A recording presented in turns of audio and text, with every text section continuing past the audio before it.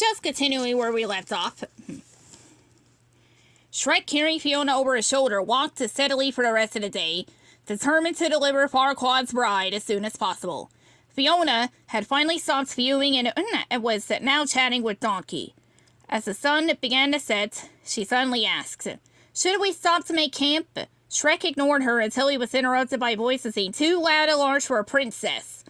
I need to find somewhere to camp now." So they camped. Now, Fiona, demanding privacy, hid herself in a nearby cave just as the sun disappeared.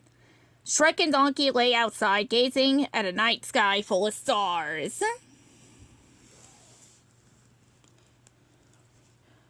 "There's Budnut, the flatulent," Shrek explained, pointing to a constellation. Donkey couldn't see the shape.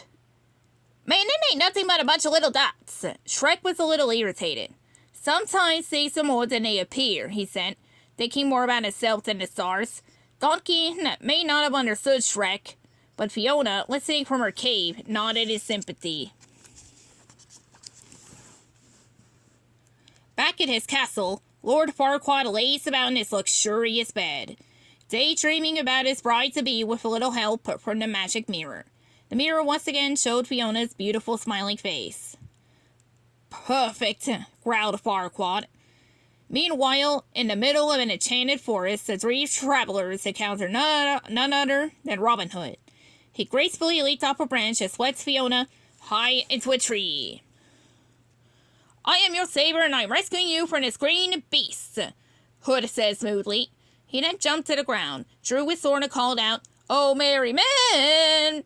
Shrek was outnumbered, but before the merry men could attack, Fiona swung into karate action. "Hi-ya!" she cried. Within minutes, she had knocked out Robin and every last merry man with a series of skillful backhands, flying kicks, and expert punches. When she finished, Fiona simply smoothed out her dress, smiled, and continued on her way with Shrek and Donkey following in stunned silence.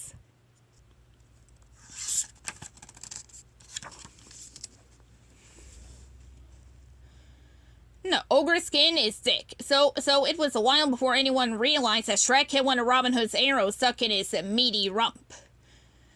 "No, Shrek's hurt!" screamed Donkey, panicking. "He's gonna die! Does anyone know the Heimlich?" Luckily, Fiona remained calm. She removed the arrow. And after that, Fiona and Shrek's feelings started to change. They spent the rest of the day doing nice things for each other. Fiona whipped up a cotton candy-like treat for Shrek by wrapping insect-infested cobwebs around a stick, and Shrek returned her gift with one of his own, a frog he inflated into a balloon. They were no longer in a hurry to see Lord Farquaad. They made camp that afternoon by an old mill outside Duloc City. Shrek cooked up one of his specialties, weed rat rotisserie style. "This is delicious," said Fiona, wolfing down the rat with an appetite not fit for a princess. As the princess and ogre gazed at each other, Donkey interrupted. "Man, this romantic. Just look at that sunset," he said, oblivious to the look being shared by his two companions. That was Fiona's cue. With a quick good night, she raced into the mill. Donkey took a long look at Shrek. "Nah, I see what's going on," he said. "I'm an animal and I got instincts. I know you two were digging each other just go in and tell her how you feel." "There's nothing to tell," said Shrek. "She's a princess and I'm an ogre." Donkey decided to play matchmaker. He crept into the mill to talk to the princess, but the figure he saw in the shadows wasn't Fiona. It was an ogress. Donkey screamed, "Shh! It's me, the princess!" hushed the ogress. "In this body." "Oh no! You ate the princess!" cried Donkey in horror. "No," she explained. "When I was a little girl, a witch cast a spell on me. Every night I become this horrible, ugly beast. That's why I had to marry Lord Farquaad tomorrow before the sun sets, and he sees me like this. Only true love's first kiss can break the spell." She finished with a sob. Donkey had calmed down now. "What if you don't marry Lord Farquaad?" he suggested. "What if you marry Shrek?" "Take a good look at me, Donkey," she said. At that moment, Shrek had approached the mill door, holding a flower he'd picked for Fiona. He had decided to tell her how he felt, but he froze when he heard the princess speak. Who could ever love a beast that's so hideous and ugly? Shrek thought she was talking about him, and both his heart and flower wilted at her words. The next morning, Princess Fiona walked out at the old mill and saw Shrek stomping toward her. I brought you a little something, he sneered. The little something was Lord Farquaad and his army. Shrek took one last angry look at Fiona, snatched the deed to a swamp from Farquaad's hand, and stormed off. Let's see. The pint-sized Prince Charming approached his beautiful bride-to-be. Princess, Lord Farquaad said, after looking her over like a new cart, will you be the perfect bride for the perfect groom? Fiona shot an angry glance at Shrek's distant form. Let's get married today. Farquaad readily agreed. He and Fiona rode off together, and Donkey, with an anxious last look at Fiona, hurried after Shrek.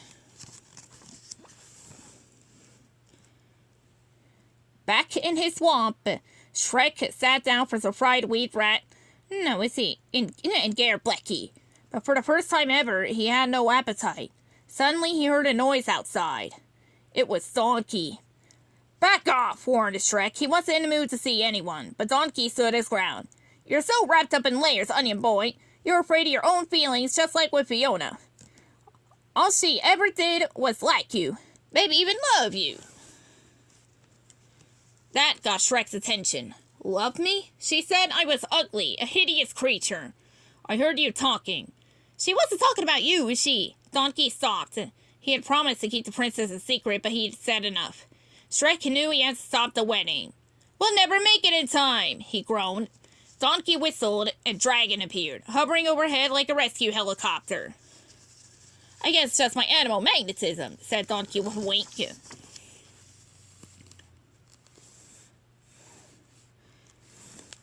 Let's see. As Dragon soared over Duloc City, the wedding ceremony had already begun. Fiona glanced nervously at the window, where the sun was dropping toward the horizon. Could we just skip ahead to the end? She asked. The priest complied and made it official. There was only one thing left to do. Farquaad stood on his tiptoes to kiss Fiona. Just then, Shrek burst through the cathedral doors. I object, he roared. You can't marry him, Fiona. He's just marrying you to be king. He charged to the altar. He's not your true love, said Shrek, looking deeply into Fiona's eyes. Lord Farquaad laughed. This is precious. The ogre has fallen in love with the princess. Is this true? Fiona stepped forward. At that moment, the sun set. A sudden burst of light and clouds of smoke shrouded Fiona. She began to transform. When the smoke finally cleared, a plump green ogress stood in her place. Farquaad's eyes grew wide with revulsion. The wedding guests gasped in horror. Well, that explains a lot, said Shrek. This marriage is binding, cried Farquaad. I am still king. He placed the royal crown on top of his head. And as king, I order you knights to kill the ogre. And you, princess. Farquaad grabbed the ogress. I'll have you locked up in that tower for the rest of your life. Farquaad's men surrounded Shrek. He knocked several to the ground before they managed to hold him. Still struggling, he gave a piercing whistle. A dragon came crashing through the window behind the altar. She swallowed Lord Farquaad at one great gulp. Nobody move, threatened Donkey from his seat on her head. I got a dragon and I'm not afraid to use it. Dragon belched and outroared Farquaad's crown. Shrek turned to Fiona. Fiona, he said. This time he wasn't going to chicken out. I love you. I love you too, Fiona said. Fiona and Shrek kissed. Then the ogress began to lift into the air and was once again shrouded in flashing light. Finally, Fiona fell to the floor. The crowd waited in suspense to discover what love's true form would be. When Fiona rose again, she was still an ogress. She felt her face. I don't understand. I'm supposed to be beautiful.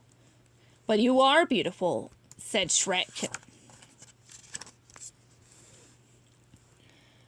Ogre and ogress joined hands as matrimony.